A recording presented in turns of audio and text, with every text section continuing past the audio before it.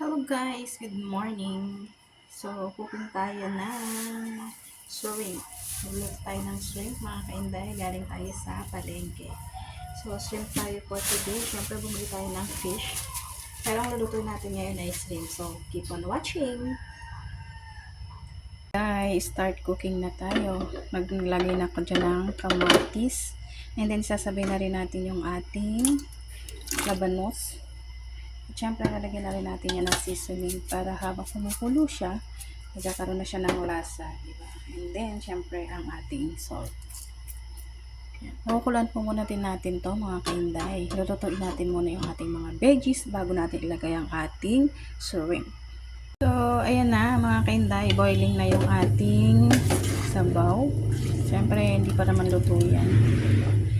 Habang pinapakuluan natin yan. So, ilalagay na rin natin yung ating pang-asin para ma-absorb niya lahat. Then, cover muna natin ito. Yan na ating sabaw.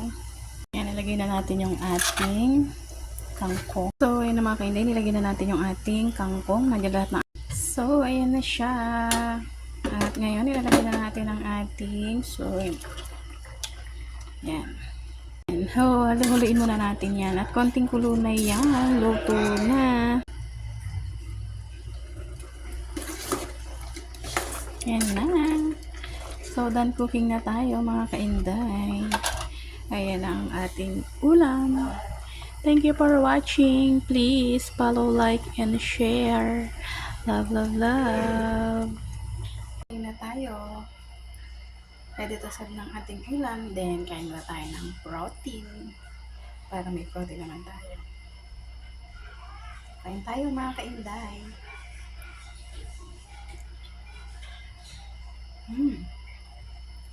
Bye!